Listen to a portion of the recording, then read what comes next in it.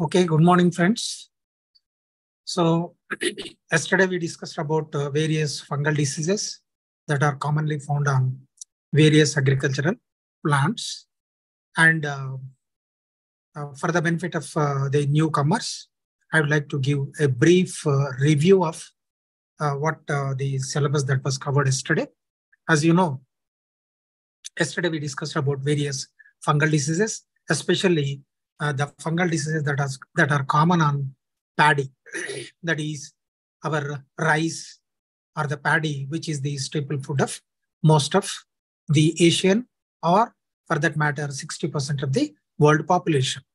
So, paddy, as you know, it is Oryza sativa, and generally the paddy is grown in two modes, that is upland and wet cultivation. Of course, wet cultivation accounts for 80 to 90%. And generally, in the northeastern regions, valley regions where there is high rainfall, they'll grow this as a upland crop, but mostly as a irrigated crop. Now, this paddy mostly infested by or infected by three major fungal pathogens. One causes what we call blast of paddy or paddy blast. Second is brown spot of paddy. The third one is Botany disease. Blast, the name tells you, blast is nothing but when the crop gets infected with this blast causing fungus. The fungus is what we call Pyricularia oryzae is the old name, and the new name is Magna porte oryzae. And this causes a lot of damage. When the infection is very, very severe, under that conditions, the loss could be range from 70 to 90%. So what you have to remember here is the name of the disease and the causative organism. And the third one is the symptoms. And the fourth is control measures. These are the four things you have to concentrate on. So generally, under your short notes, they may ask you to describe the pathogen or the symptoms. Under objective type, they'll ask you the causative organism of paddy blast. So you should be in a position to tell the name of the pathogen. So the second, the potent disease are commonly found in all the rice growing areas is brown spot. The brown spot disease is caused by Helminthosporium oryzae. Its new name is Drechslera oryzae, and its perfect stage. As you know, this Helminthosporium or Drechslera, these are all they fall under what we call fungi imperfect type. So whenever their sexual stage is found, they'll be transmitted either to Ascomycotina or Basidiomycotina. Now, this brown spot is caused by Helminthosporium oryzae or Drechslera oryzae, and its perfect stage or sexual stage is Cochlebolus meabianus. Cochlebolus meabianus is the sexual stage of this brown spot caused by Drechslera oryzae. Now, regarding there is a big history, regarding this brown spot. In 1942-43, that is before we attained our independence, during that period, a famous famine occurred in Bengal region, because Bengal, the staple food is rice. If you come to South India, generally we prefer rice, but if you go to North India, generally North and Western India, there the roti is the staple food, and generally they take either wheat or bajra, etc., or jowar, etc., as their staple food. So in Bengal, generally, the rice forms the staple food. And in 1942-43, because of the rampant spread of Helminthosporium or Drechslera oryzae, it caused almost total damage to the crop, and that led to what we call famine, popularly called Bengal famine, in which an estimated population of around 5 million, that is 50 lakh people, are supposed to have died because of starvation. And the third one disease mostly commonly found on rice is Botany. This is caused by Botany is nothing but foolish seedling or foot rot or fusarium blight. And this, the pathogen is Fusarium moniliforme or Fusarium fusicora is the pathogen that causes this Botany disease or foolishly seedling disease, and its perfect stage is Gibberella fusicora. So these are the three major diseases caused by various fungal species, and we discussed about that yesterday. Now, this foolish seedling growth is because, Gibberella fusicora, it secretes a phytohormone called as gibberellic acid. Because of that, the seedling shows overgrowth. Hence, it is called a foolish seedling growth. And we also discussed about various fungal diseases that are common in wheat in yesterday's class. One is wheat rust. You read about it even in your first semester also while studying fungal or fungi.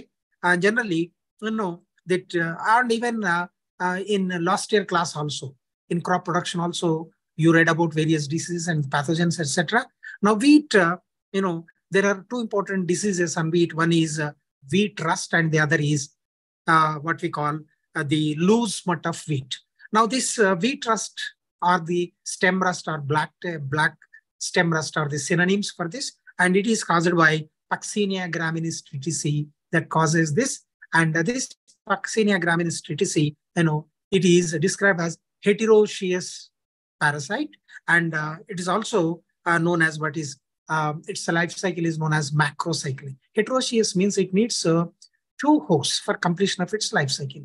The primary host is wheat, and the secondary host is what we call mahogany or barberries. And now, as it produces 5 types of spores in its life cycle, they are what we call pycnospores, ichthyospores, uridospore, teletospores, and basidiospores. So as it produces 5 different types of spores in its life cycle, hence it is called a macrocyclic. Now this rust also, rust, why the name rust? Because the pustules or the streaks or the spots are, rust-like, rust-colored, hence the rust. And this rust color is because of the production of, uridospores. And the last one is what we call loose smut. Wheat is also infested by a smut. Rusts are generally rusty. Smuts are black soot-like. So it is caused by Ustilago segetum. So all these, both in paddy and wheat, a lot of damage occurs. So now these were the some diseases mostly occurring on wheat and rice were discussed. Apart from this, we also discussed about the smut diseases in sorghum and also in maize. In smut of sorghum, this is in sorghum you find 3 types of smuts. One is grain smut or covered smut. The other is loose smut. The other is head smut. So the pathogen is Sphacilotheca sorghai or Sphacilotheca cruenta or Sphacilotheca Reliana. These are the three species that cause smut in case of sorghum or jowar. Now here also the smut, that black color, black soot, is because of the production of teleospores or chlamydospores or brand spores, which are black and sooty. Hence the name, the smut. So in addition to sorghum, we also discussed about the galls or smut of maize. This is caused by Ustilago maydis. Ustilago maydis causes what we call smut of maize, and it is also otherwise known as galls of maize or tumors. Now we also discussed about downy mildews. We discussed about downy mildews in case of bajra and grapes, and these downy mildews are caused by a phycomycete, an algal fungi. And the reason for the downy mildew in bajra is because of Sclerospora graminicola. And in grapes, the downy mildew is caused by Plasma paraveticola. And in both the cases, the symptom is what we call downy. What do you mean by this? Downy is nothing but white cottony growth. The sporangiophores are produced. They are seen coming out through the stomata, and they bear large number of sporangia. And of course, they produce zoospores. And they cause a lot of damage. And we discussed about what we call Ticka disease of groundnut. Of course, you are very familiar with this. And this a common disease found in all the groundnut growing areas. And the Cercospora personata and the Cercospora arachidicola, these are the two species that cause Ticka disease or spot of leaf spot of groundnut. And the last one we discussed was wilt of cotton. Wilt is the plant totally dies. It dries and ultimately leads to death. Wilting. So wilt is caused by what we call Fusarium oxysporum. Vas infectum is the pathogen that causes wilt in cotton. So we discussed about roughly almost 9 to 10 diseases yesterday. Now we quickly move to today's topics. Today we will discuss about so we discussed about fungal diseases yesterday, various fungal diseases, and mostly in all food crops. Now today we'll discuss about the bacterial diseases, the fungal disease, the bacterial diseases, viral diseases, and mycoplasma. So the diseases, for our convenience, mostly fungal diseases, bacterial diseases, viral diseases, and mycoplasma. So these are the common pathogens which cause lot number of diseases in all food crops, vegetable crops, or our cash crops. So now today we will confine ourselves to bacterial, viral, and mycoplasmal diseases. Now bacteria, the bacteria are prokaryotes. They don't have a different nucleus. Of course, cell organelles are absent. And generally bacteria are very small. Hence they are called microscopic. And these bacteria cause lot number of course, bacteria are both friends and foes to human beings. Of course, we get lot number of benefits with bacteria, from bacteria. But of course, your common curdling. And of course, our what we call the nitrogen fixing bacterium, rhizobium, is also a bacterium. So good number of bacteria are there. They are beneficial to us. They act as what we call scavengers in the ecosystem. Good number of bacteria are there, but of course, bad number of bacteria, large number of bacteria also cause number of diseases in human beings and also in plants. We confine only ourselves to plant diseases. That is bacterial diseases. Now, generally bacteria, say in bacterial diseases, viral diseases, mycoplasma diseases, generally what we do is we discuss about the nature of the pathogen and the type of the disease and the symptoms. What are the symptoms caused by them and the control measures. So this is how we'll be discussing about them. So the bacteria, bacteria causes lot number of diseases. And of course, we have only, in our syllabus, we have only 2 diseases caused by a bacteria. One is bacterial blast of rice. The other is, citrus canker. These are the only 2 diseases that are there under, bacteria. So also in viruses also, we discuss about the nature of the viruses and the symptoms caused by viral diseases and the mode of transport of, method of their dissemination, and also the symptoms. So in viruses, we have, Tungro virus, again, a viral disease on paddy, and the other is a tobacco mosaic virus.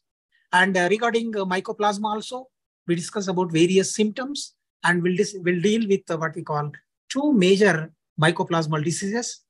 One is what we call, little leaf of brinjal. The other is grassy shoot of sugarcane. So in all, we'll be discussing about 6 diseases in today's class. Of course, we'll also discuss about pests.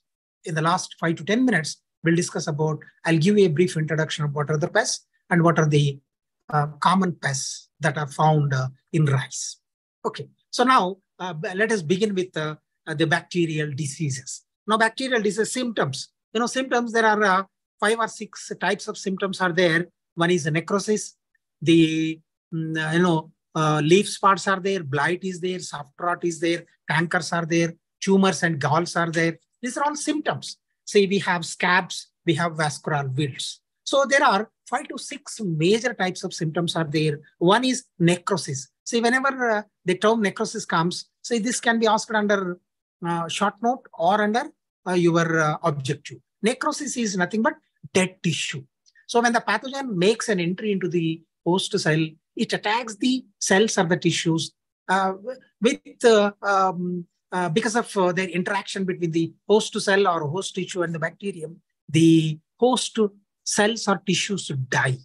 So those dead parts look, on various parts. These dead spots are either found on your leaf or on the inflorescence or on the fruits, or in some cases, they are found even on the branches, etc. So this dead part, what we call the dead tissue is what we call necrosis. And the spots are called necrotic spots. So these dead tissue could be a soft tissue, or it is a wet tissue, or a dry tissue. If it is wet, what we call soft rots. If it is a dry one, we call it as a canker, a dry. So, and in all the cases, these dead tissues make what we call spots. They are called leaf spots. And these leaf spots, generally the leaf spots, the spots produced on the leaves by bacteria differ from fungi in one characteristic feature. So generally, in the local lesions of the spots where the pathogen is a bacterium, the lesions or the spots show what we call water-soaked specks. So water-soaked spots are there. And from that area, you will see some material oozing out. If you observe this material, it is a sticky, oozing material. And in that material, if you observe, if you take a small drop onto a slide and if you observe under a microscope, you'll be in a position to thousands of bacteria. So this wet water-soaked lesions is the characteristic feature of the spots or the lesions formed with the bacterial. So now generally, these lesions are caused by a number of bacteria like Pseudomonas, Xanthomonas, etc. And blight, like our, in case of, fungi, here also blight means the entire plant body looks as if someone has burnt it. So the green leaves, they become chlorotic, and later on they get, they turn to what we call brown, and the entire plant body dries as if it exhibits a burnt symptom. Hence the name blight. So soft rots are, of course, the rot. Nowadays this is a common thing. If you bring, as a carrot or a tomato, etc., the fleshy fruits, if you keep them, if you do not wash them, and if you throw them at a corner in your kitchen, after 3 or 4 days, you will see rottening. This rottening may be due to a fungus or a bacteria. It is by bacteria, generally you see what we call a bad smell.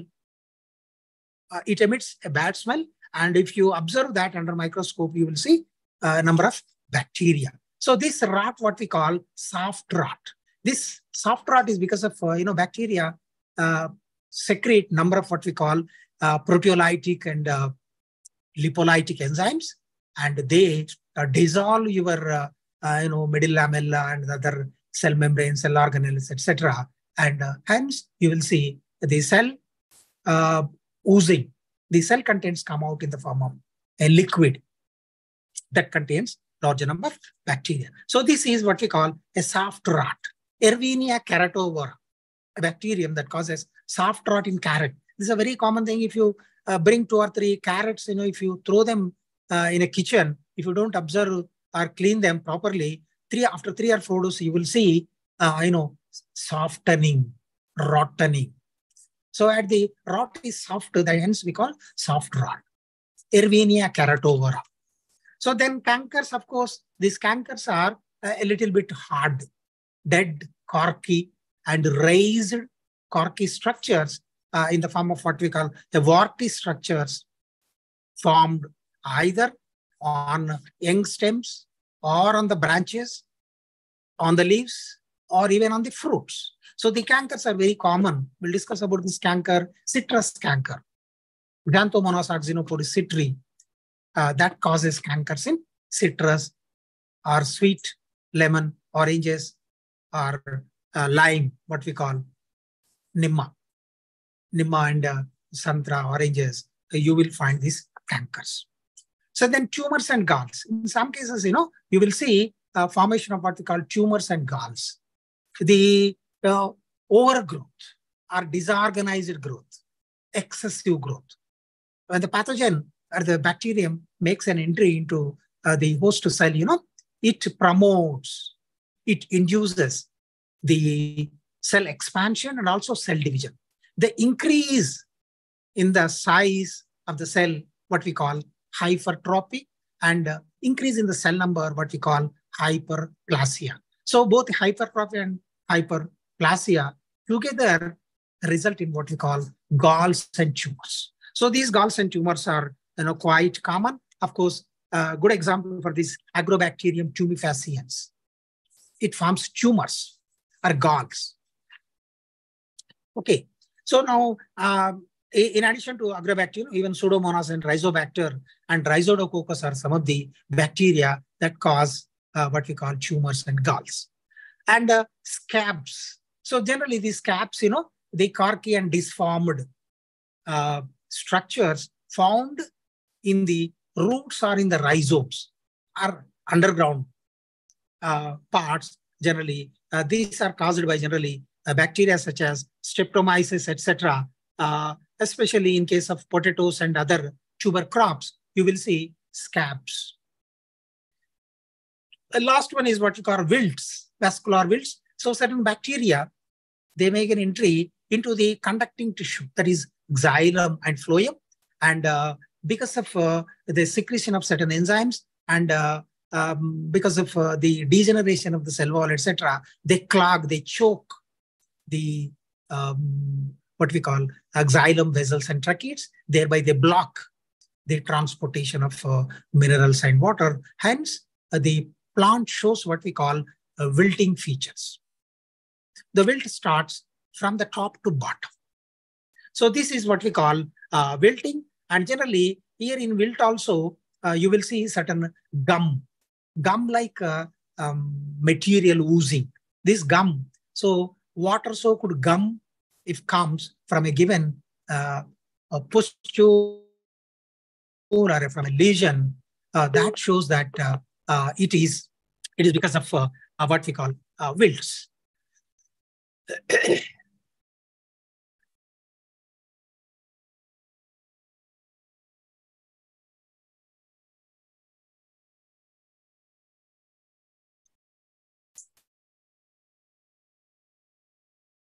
Then, of course, we move to the two major diseases. They are what we call paddy blight. I already told you. We discussed about blight, paddy blight, and also the citrus canker. Now, paddy blight, this is caused by the pathogen is Xanthomonas oryzae. Xanthomonas oryzae is the bacterium that causes this kind of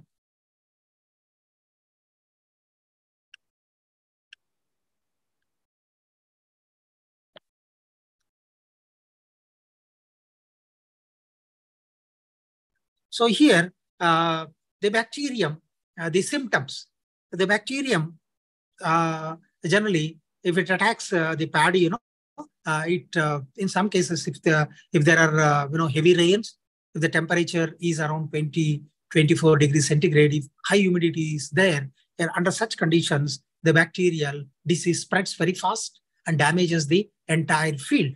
Now, three major symptoms are seen. They are called blight, leaf blight is there, and a chlorotic or turning of the leaf into yellowish, and the other is what we call crisec.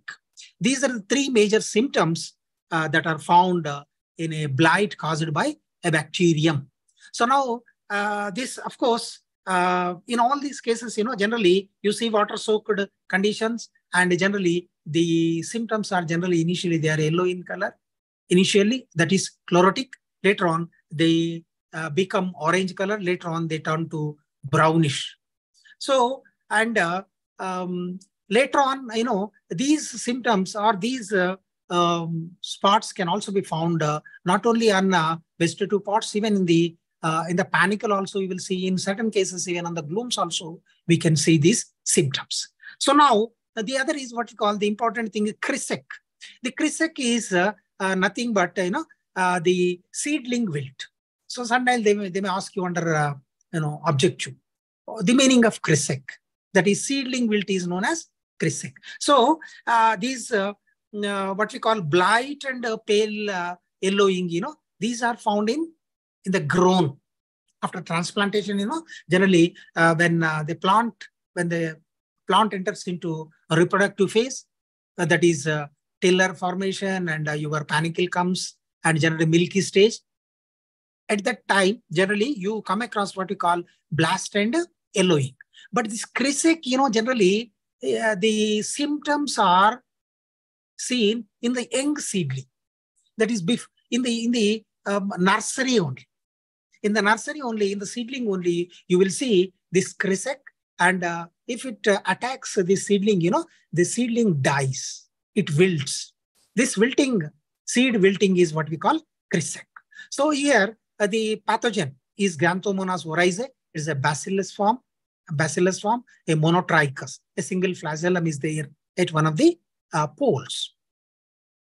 So now, the thing is, how this pathogen makes an entry into the rice plant. Generally, the disease is either seed-borne or the pathogen that remains on the stubules or the fallen leaves, etc., or even on the alternate hosts that are seen growing along the hedges or in the water channels, or the other grasses that are seen growing along with the rice.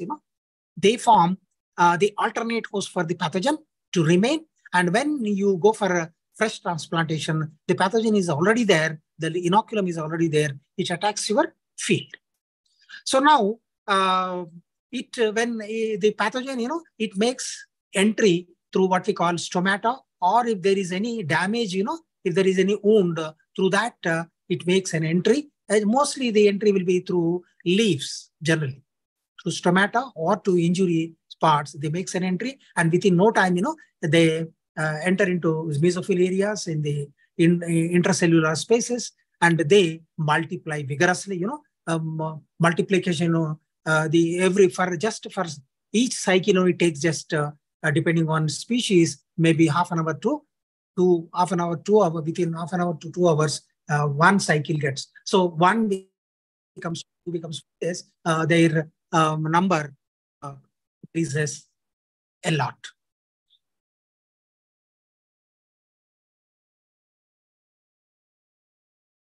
So now, what are the measures? How to control this? How to control this? Generally what we do is excess use of fertilizer should be avoided. So our farmers, most of the farmers are illiterate and they are misinformed. They have misinformation. They think that if you give large doses of fertilizer, they think that the plant grows well and yield will be maximum. But this is not true.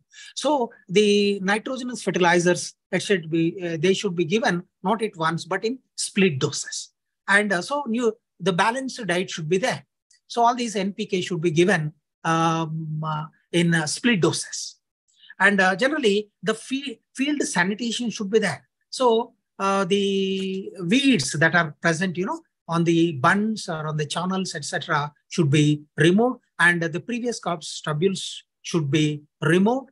And the seed treatment should be there, because the bacterium could be on the, it is found on the seed, maybe on the superficially. In such cases, generally, if you go for seed treatment with various chemicals, generally you can see no infestation in earlier times. So generally, the best thing is what we call growing of what we call resistant variants.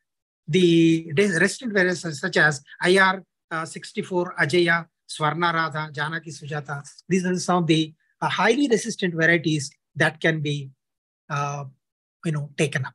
Now, chemical control should be there. See, generally the control measures are what we call cultural, physical, biological, and the last one should be what we call chemical control. So, the chemicals, nowadays, they not only increase your input cost, but even they cause damage to the environment. So chemical control should be taken up as a last resort. And because here, as the disease is caused by bacterium, you go for antibacterial antibiotics such as agrimycin you go for, or agrimycin, streptocycline are the antibiotics that can be used, or you can spray what we call neem oil or copper sulfate, etc. Are found to be quite effective in checking the spread of this bacterial blight of paddy. So then we move to what we call citrus canker. As you know, as the name tells you, the canker is nothing but, it's a hard, corky, crust-like, a warty structure.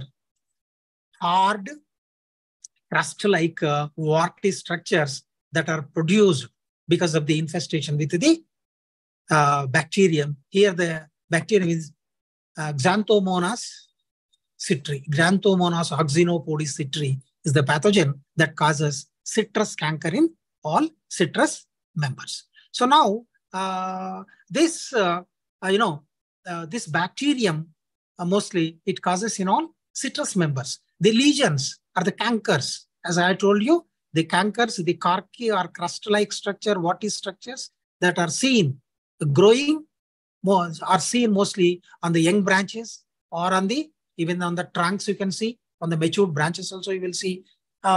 Even on the fruit you will see these cankers, warty structures, cankers. So now these raised. So initially, if you observe the infected leaf, on the upper surface you will see white or light yellow color, spots will be there, both on the upper and lower side. And from them you will see water-soaked, they turn to what we water-soaked pustules. From that you will see watery structure oozing that contains large number of bacteria. So now here, this corky brown raised lesions, crust-like lesions, which are found not only on the stems, but even on the leaves and also even on the fruits. Now by this, if they are found on the leaves, generally premature fall will be there. The leaf becomes yellowish, and of course they fall.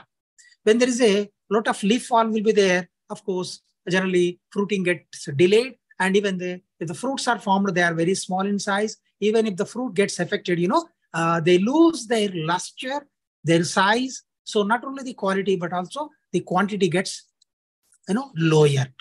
So marketing price gets very much less. So that's the farmers are put to great loss. So this warty, corky, scaby lesions that are found on the branches, leaves, even on the fruits is what we call citrus canker. Now here also the bacterium, as already told you, Xanthomonas citri or Xanthomonas campestris or Xanthomonas oxynopodis citri is also a bacillus, a monotrichous gram-negative bacterium. This is a gram-negative bacterium. Now here the disease cycle, how the disease spreads, generally the watery structure I told you, this watery ooze that oozes, when there are rains, when rain hits that pot, the bacteria may fall on the adjacent plant leaf, or even the hoppers. The insects also are known to spread the disease. Even when there is a gust of wind, along with this wind, these moist droplets may be carried to the adjacent fields or adjacent tree, thereby causing the disease. So now the eradication, generally the control measures is what we call pruning. So what we do, in case of other crops, generally in rice, maize, bajra, etc., we discuss wheat, etc., they're all annuals. But unlike that, in case of citrus, this is a tree, of course, a small tree. And here it is a plantation crop. And these fields are kept, these trees, they remain in the field for 10 to 15 years. So what you have to do after harvesting, what you do, generally the infected leaves, infected branches, they have to be cut. This is what we call pruning. So generally, soon after your harvest, generally we go for pruning. This pruning involves the separation or cutting of the diseased branches, and you burn them or you bury them, so that the inoculum, that is the bacterium, will not be available for the secondary infection. So removing the foliage or the branches, etc., by pruning using certain scissors, etc., should be there. And the other thing, these implements, they are to be disinfected. They are to be thoroughly washed. Disinfection has to be done. So spraying of borax mixture, that is nothing but your copper sulfate and calcium hydroxide mixture is what we call borax mixture, or sulfur dust, are proved to be quite beneficial in controlling this disease. So, and last one way, of course, is spraying of antibiotic sprays such as streptocycline or photomycin, agrimycin, etc. They are to be sprayed. Thereby you can check. Of course, then we move to what we call viral disease. For bacteria, viruses, of course, viruses, as you know, virus, what is the meaning of a poisonous fluid? It was the credit for identification of this virus goes to Ivanowski. Of course, it was Beisering who named them as virus. Virus, the meaning is nothing but a poisonous fluid. Now, viruses they do not fall under what we call cell theory. They don't have any cell. Cell structure is absent. So they are bridging animate, inanimate. So when the virus is outside the host, it remains as a pebble, as a sand, as a salt particle to a number of days.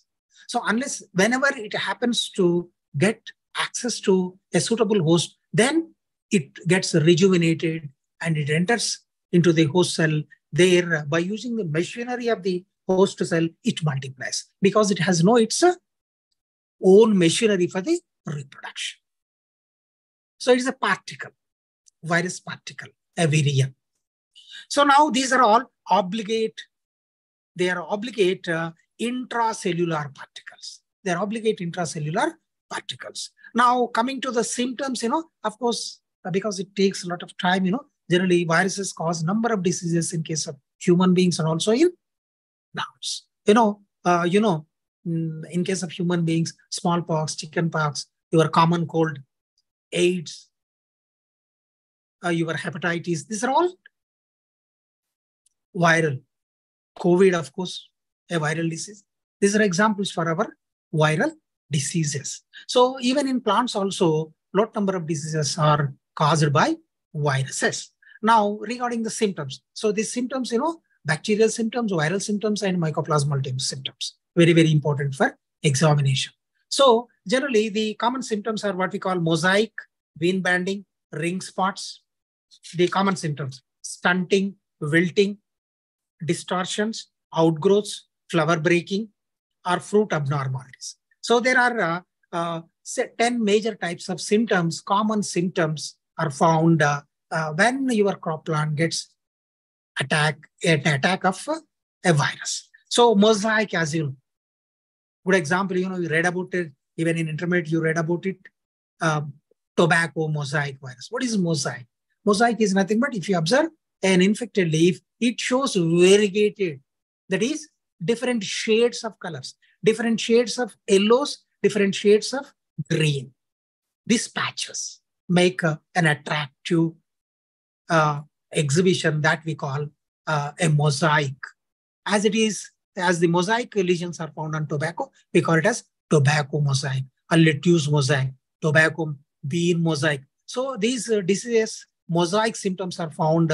The viruses are known to infect large number of your vegetable crops, your food crops, vegetable crops, or even even in fiber yielding and other orchards also are seen to be affected by these viruses. So the common symptoms is mosaic, so variegated spots, variegated different shades of yellow and green if they occur on the leaf, we call it as mosaic. The other is ring spots. So these ring spots are the infected parts,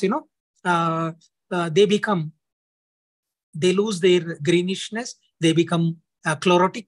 Later on, they become what we call brownish.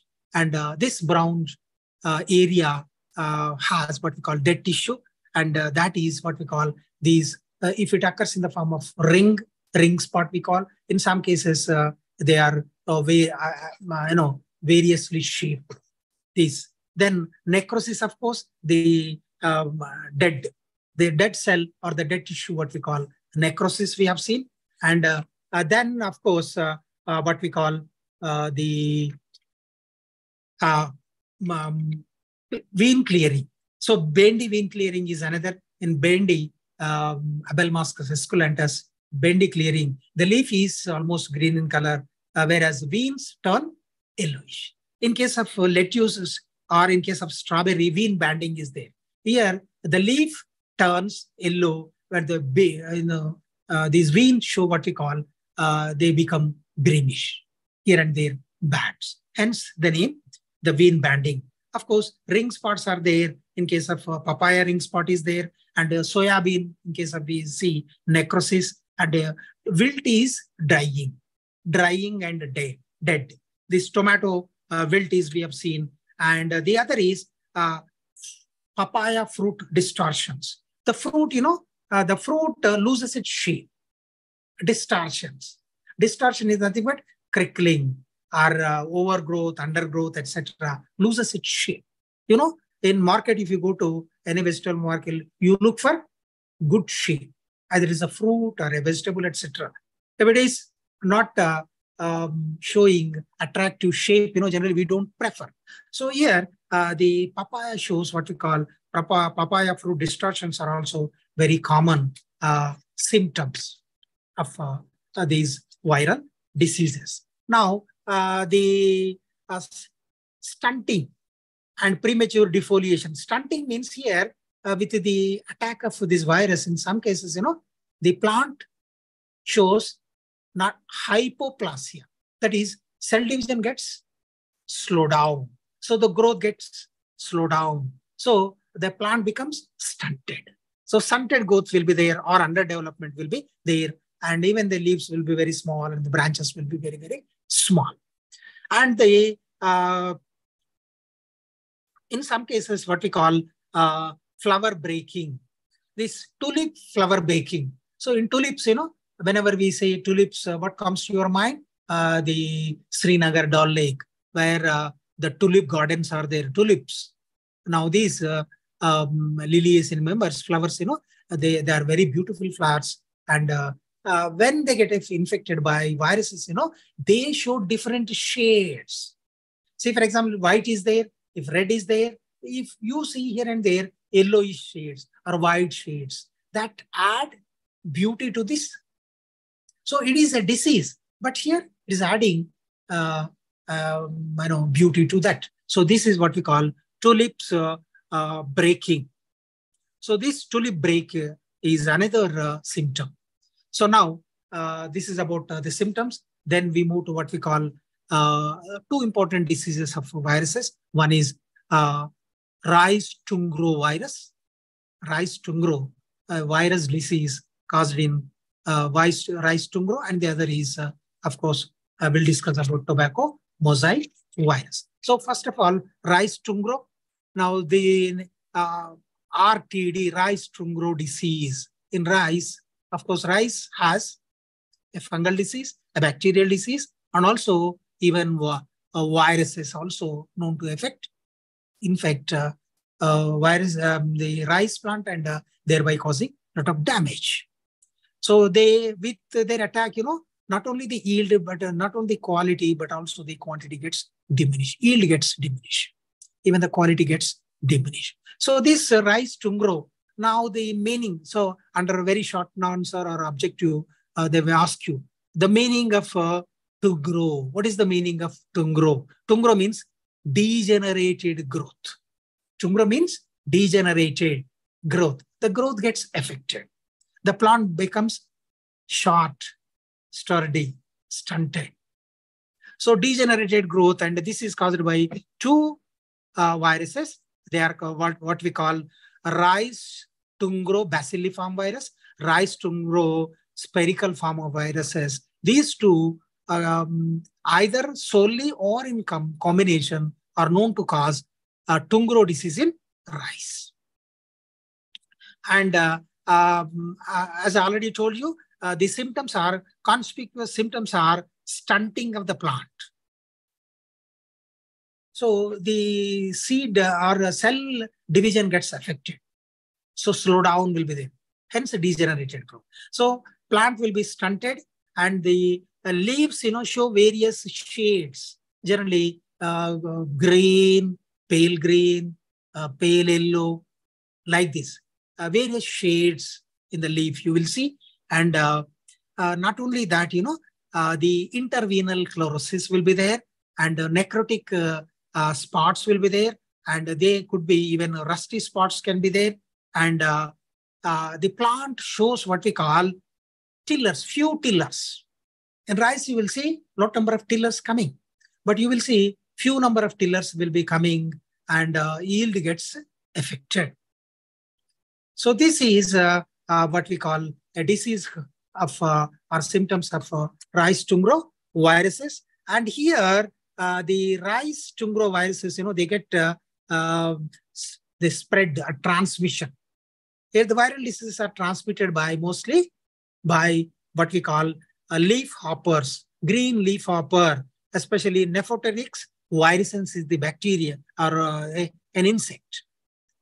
Nephoterics virusens is the insect that transmits tungro virus from one infected plant to the healthy plant. So because these insects, they visit, they suck sap, and they fly, and if they happen to visit another plant, thereby while sucking, whatever the bacteria that are say attached to its mouth parts may make an entry into the healthy plant. Thereby even that plant also gets infested by this virus, and hence it suffers with tungro disease. So now here, how can you control this disease? Generally by sanitation. So remove all the previous crop stubbules. Go for what we call crop rotation. Don't grow same crop year after year or season after season. Then seed bed should be, the seed should be collected from the healthy crop, or the seeds bed should be away from the fields. And the chemical control, generally because viruses, viruses, viral disease cannot be cured. There's no cure for viral diseases because your antibiotics won't work on them, because they don't have any cell wall. They don't have any cell as such. So generally, a viral disease here, how to check this, generally the transmitter population, that is the insect. I told you the Nephoterics virusens is the insect that transmits, its population must be first checked, so that the transmission of these tungro virus from an infected field to the healthy field gets checked. So but for that, what you do, generally we go for carbofuran spraying or cypermethrin these are some of the insecticides that are to be sprayed on the field so that the transmitter population gets lower. Then, of course, tobacco mosaic virus, of course, you know this, already told you. They show what we call tobacco is commonly in all the tobacco growing areas, the viral disease is very, very common. And it shows what we call the mosaic symptoms. I already told you, variegated appearance, the light yellow, light green, dark green, etc. In a mottled and different types of shades of symptoms are there. Hence the name mosaic. And not only that, even the leaves become stunted. The crop or the leaf infected with the mosaic virus, its size gets diminished, and its quality gets diminished. The quantity gets diminished, the quality gets diminished, and the plant will be showing bearing few number of leaves, and that too smaller leaves. Less number of leaves, smaller leaves, and the leaves are variegated. So the quality and the quantity gets affected. So now the organism, as you know, you read about this TMV, tobacco mosaic virus, of course, TMV. Sometimes they may ask you TMV structure. This is familiar to you, learned about this even in 10th class, in intermediate also, you know this. So even in your first sem also, you learned about this TMV structure. So here in the center, you have RNA, and it is surrounded by, that is what we call core, and the capsid is nothing but a protein. And generally, the RNA is single-stranded RNA, consists of roughly 6,400 of nucleotides, ribonucleotides will be there. And the proteins, this what we call capsid has what we call capsomeres. And these capsomeres have, each capsomere has something like 2,130 protein molecules. And each protein has, roughly 158 amino acids. So this is the structure of TMV, of course. Now disease, generally the viruses, the virus remains in the field, in the infected part. If the fallen leaf is there, it remains there for years together. Even your alcohol will not kill the virus, even exposure to high sunlight. Now we are experiencing 40 to 43 degrees centigrade. Even this temperature also will not be in a position to kill or attenuate your virus particle. So they remain in the field. So hence what we have to do, the infected leaves or the crop, it has to be completely cleaned, sanitation, and they have to be buried, or they have to be burnt, or go for what we call crop rotation. And generally, generally the spreading generally takes place. I told you, even the hoppers, leaf hoppers are there. They cause, they spread the disease. Even through pollen, the TME gets transmitted. Even your, implements, generally, in case of tobacco, generally we go for pruning, you cutting. While doing that, you use scissors and etc. implements. So if you use the same implement, after cutting your diseased part, if you go for cutting up the, healthy plant, there is every possibility for the transmission. So the implements are to be completely sanitized. Even the cigarette smoking or the BD cigarettes, and even the hand wash should be there. Implements are to be washed. The insect population has to be checked. So the sanitation has to be done so that you can protect your crop. So generally go for what we call, scientists advise you to check the spread of the disease. You go for the nurseries, you raise your own nurseries, you're collecting the seed from the healthy crop. So raising your seed bed, instead of going for vegetative reproduction, go for seed beds. That is the other thing. So to repeat, generally go for sanitation, restrict the access to the area, don't allow everybody to enter into it, and encourage your labor to wash, and use your thoroughly sanitized your implements, and go for rice, this virus resistant varieties, etc. and the crop rotation is there. And these are some of the methods whereby you can protect your field. Then last one is mycoplasma diseases. Mycoplasma, this is very, very important for you. They'll ask you to write up briefly under short notes mycoplasma. They may ask you to even draw the mycoplasma diagram and label it. So mycoplasma, they are eubacteria, and they differ from other bacteria in lacking cell wall. They don't have a cell wall. Hence, your antibiotics won't work on mycoplasmal diseases. And it's a prokaryote. It's a prokaryote, and it is a gram-positive bacterium.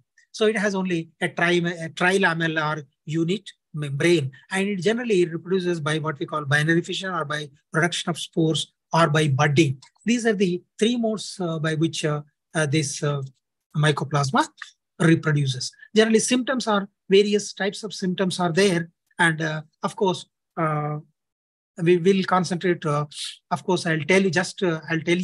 Little leaf disease is there, and little leaf of brinjal is there. Grassy shoot of sugarcane is there. Sandal spike disease is there, and Sesamum phyllodes is there. Bunchy top of papaya is there, and witch's broom is there, and big bud of tomato is there, and yellow dwarf of tobacco is another, and the purple top roll of potato is another disease caused by the mycoplasma, and witch's broom of potato, and clover dove, and cotton virescens. These are some of the diseases. So there are roughly 80 plant diseases caused by mycoplasma, but of course we have only two diseases. Two diseases are there in our syllabus. They are what we call little leaf of brinjal, and the other is grassy shoot of sugarcane. Now, the little leaf of brinjal, it tells you. It tells you. What do you mean by that? The leaf becomes very little. The petiole becomes little and almost nil. So the leaf looks as if it is a sessile, and it looks, as it is glued to the branch. Little leaf will be there. Plant will be stunted growth. Leaf will be very stunted. If the brinjal gets infested by this mycoplasma in the seedling stage, or at the young stage, the flowering, it may not reach flowering, and the plant dies. Of course, if the plant gets infested by the mycoplasma at lateral stages, the plant size gets diminished. Even the fruit formation may not take very formed. Fruits are very small, and instead of their fleshiness, they become very hard and carved. So both your little leaf, remember that, little leaf of brinjal, leaves become very small, plant becomes very small, fruit becomes very small. Hence the name little leaf. The other is, this is caused by a phytoplasma. The plasmas are phytoplasmas, and they are primarily divided into two groups, phytoplasmas and spiroplasmas. Earlier they were called pleuropneumonia-like PPLOs, pleuropneumonia-like organisms. Of course, now they are recognized, their structure is well known. Now they are called mycoplasmas. Now they are phytoplasmas and spiroplasmas are there. And generally, these little leaf disease, you can check them, by what we call checking. Here also the insect, leafhoppers transmit the sapsuckers. They transmit the mycoplasma from diseased plant to the healthy plant. So we should check the population of insect population. Should be checked. How can you do that? By spraying certain insects such as malathion and trimethoxam are some of the insecticides that are commonly used to check population of leaf hopper. And the other disease was grassy shoot disease of sugarcane. As the name tells you, sugarcane, sugarcane stem. It's a vegetative crop, a vegetative. Of course, the economically important part is the stem. Stem shows nodes and internodes, of course. When it matures, it flowers. Generally, farmers are advised to cut before flowering. It is a what we call an annual crop. It doesn't come for a harvest within 6 months or so. It takes more than 1 year or so. So And in some cases, generally after cutting, generally you go for what the retooning. So generally they'll ask you under the objective, retooning. So raising the second crop from the previous crop tubules is what we call retooning. If you go for retooning, if your crop is infested, if you raise the second crop, the pathogen is already there in that. So from the beginning only, your crop gets affected by this mycoplasma. So here also the cane becomes stunted, and not only that, the leaves become pale, whitish pale or albinoid. They become, or in some cases yellowish. So because of their whitish or yellowish nature, the photosynthetic yield gets diminished, and the stem will be very small, thin, shriveled. And in some cases, they show profuse tillering. So instead of one stem, you will see number of grassy stems, a bunch-like, grass-like. So instead of one big, stem, you will see lot number of bunch-like stems coming. So they don't have any sucrose in them, and they don't have any marketing ability. You cannot take them to the crushing machine. So hence the name grassy shoot. As the grass has small, thin tillers, here also the plant shows numerous tillers, very thin, pale, stunted tillers, hence the name grassy shoot. So now this grassy shoot, it is caused by the phytoplasma, what we call Candidatus phytoplasma is the pathogen that causes this grassy shoot of sugarcane. So now, so already I told you, here also the phloem feeding leafhoppers, Saccharosidni, Saccari vora is the insect that generally transmits the disease. So generally what we do is you go for resistant varieties such as Coimbatore 86249 and COC 22, and avoid rattoning. And before sowing, select the seed material from the healthy crop, and before sowing, you treat them. Treating them in the sets are to be aerated, and they are to be put in 50 degrees centigrade water. So if any pathogen is there, it is attached to the sets, and there is every possibility for its death. And you go for chemical control by spraying what's called dimethoate is there, and to control the insect vectors, and methyl dimeton is another to control aphids, and tetracycline is the antibiotic that can be used to certain extent to check the spread of the disease.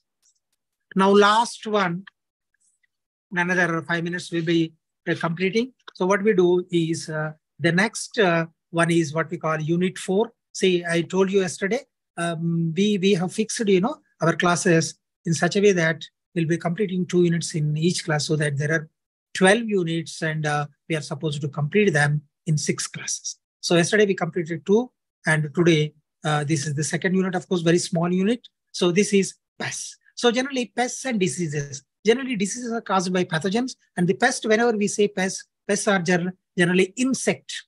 Pests are generally insects. So generally, not only your pathogens, your algae, your fungi, your bacteria, your viruses, mycoplasma, not only them, but even lot of damage to your food crops, vegetable crops, orchards, etc., is by what we call pests. Pests are generally insects. They're animal in nature. So generally in syllabus, we have, we will read about the cotton pests. Cotton, of course, they have given a big description about cotton. Of course, I think you learned about the cotton in your 5th sem. Of course, cotton, as you know, whenever we say cotton is the crop. It is a cash crop. It provides maximum number of, employment to maximum number of people. Lakhs and lakhs, crores of people are employed either directly or indirectly on cotton. Now, cotton, whenever we say cotton is a Malvacean member, Gossypium herbaceum, Gossypium arboreum. These are old world cottons or diploid cottons, and Gossypium arboreum, Gossypium hirsutum, Gossypium barbadans. These are called new world cotton. They are tetraploids. And of course, our traditional varieties, herbaceum arboreum, the lint is are the what we call the fibers are very short, and they don't have any luster, and their strength is weak.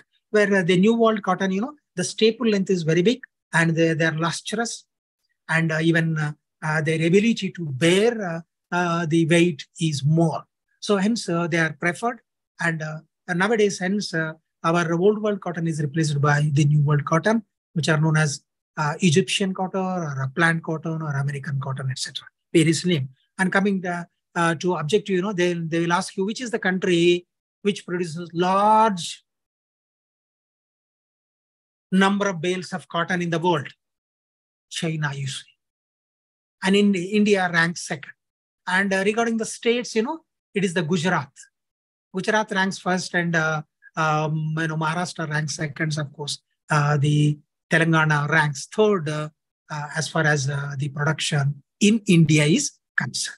Now, and one more thing, the history of cotton says that Indus Valley civilization people or Indians or the Hindus were considered as the first people who had the habit of wearing cloths using these cotton fibers. They know this separation of this cotton, weaving and clothing, etc.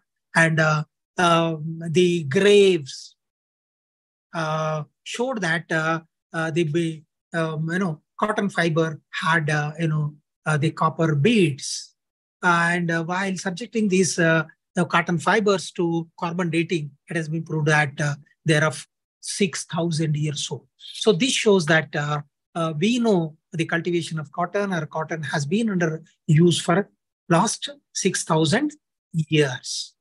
Okay, so now regarding importance, I need not tell they are used variously used cotton fibers for clothing, for threads, for short ones, for pillows, for cushions. Even the fiber is used in making explosives, and it is pure cellulose, and it can be used for making quality paper. And the seeds, the cotton seeds, you get cotton seed oil, and the cake can be used as a what we call as a feed for the cattle, and the branches, etc. They can be used as firewood. This is about, of course, that. And now we discuss about there are two diseases, pests, which are common on cotton. We are confined to cotton only today. So in cotton, there are two, cotton pests, popular cotton pests that cause a lot of damage. One is what? Tobacco cutworm is one, and the other is cotton aphid. These are the two, pests that are rampant on in all the cotton growing areas. First is tobacco cutworm, and of course, a good number of insects are there. Fruit borer is there, pink borer is there, spotted bollworm is there, stem borers are there, leaf rollers are there, tobacco, cutworm is there, leaf hoppers or jesseeds are there, cotton aphid is there, white flies, thrips, red cotton bug, dusty cotton bug. These are all various pests that are found on the cotton and causing a lot of damage. But in our syllabus, we have only two. One is tobacco cutworm, the other is cotton aphid. So to begin with, the tobacco cutworm, its scientific name is Spodoptera litura. Sometimes they'll ask you this under objective. The scientific name of tobacco cutworm, Spodoptera litura is the scientific name. And the adult fly, it has 4 wings and hand wings. 4 wings are generally brown with white spots, and hand wings are white with brown spots are there.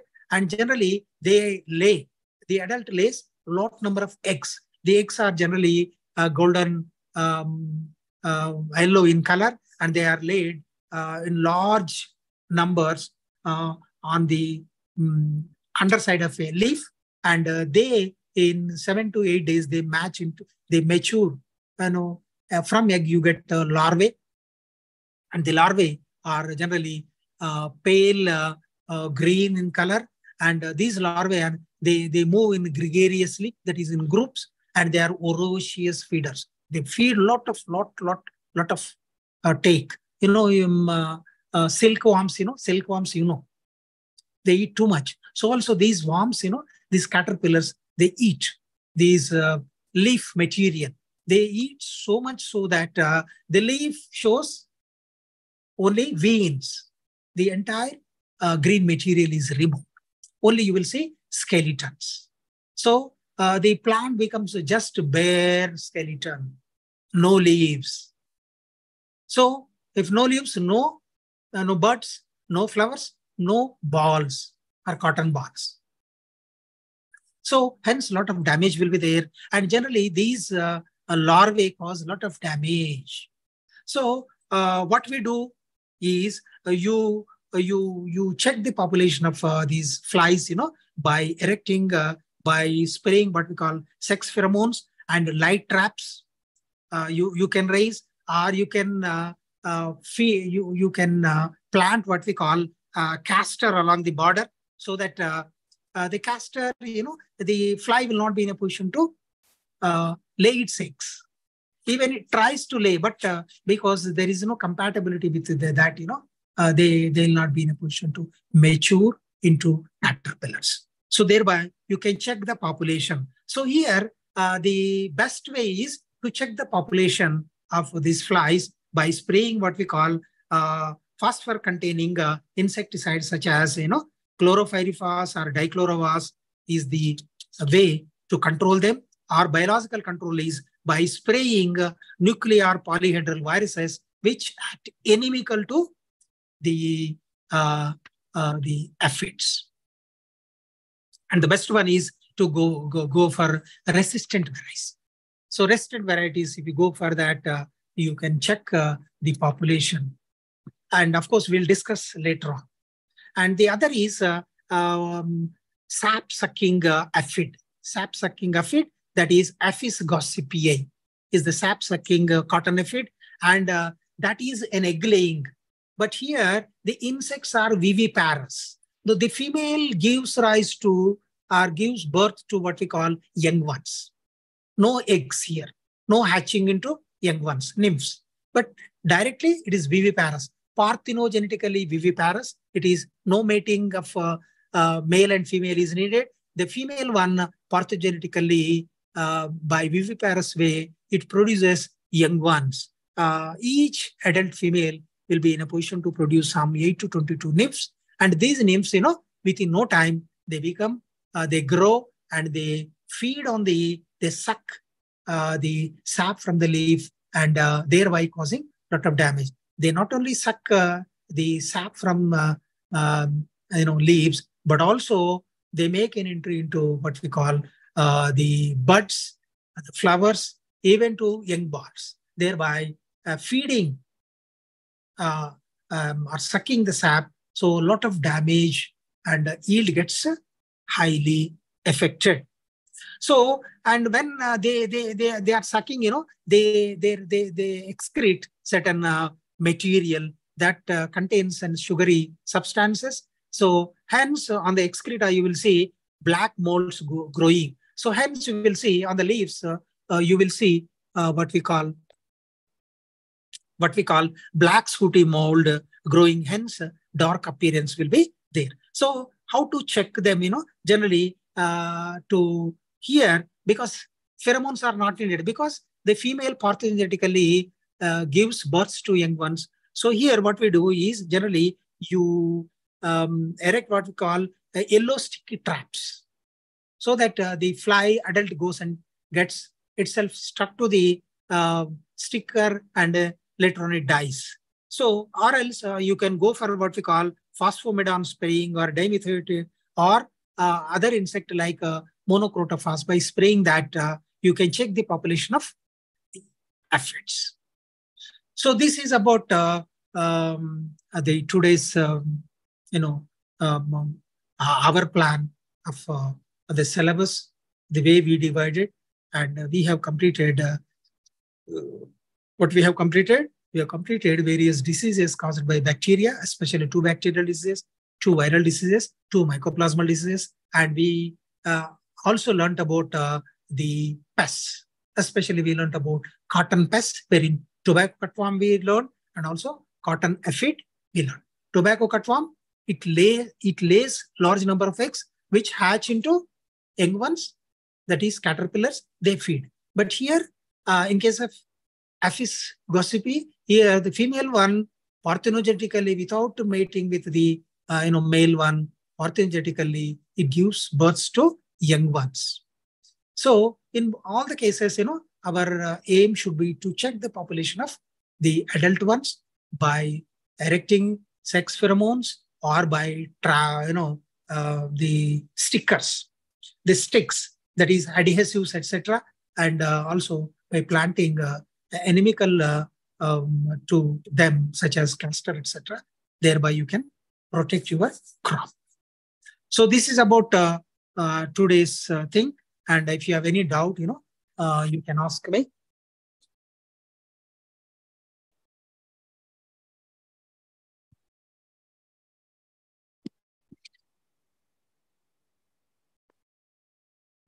So if you have any doubt, you can ask me, or else tomorrow we have, this week's, last class tomorrow, wherein we'll discuss about, various storage pests. We learned about a brief about the pests. From tomorrow, in the next classes, we'll learn about various pests generally that are commonly found in godowns, causing a lot of damage to our storage products such as, paddy, wheat, etc. So if you have no doubts to express, so now I'll call it a day, and we will be meeting tomorrow at 12 o'clock. Thank you.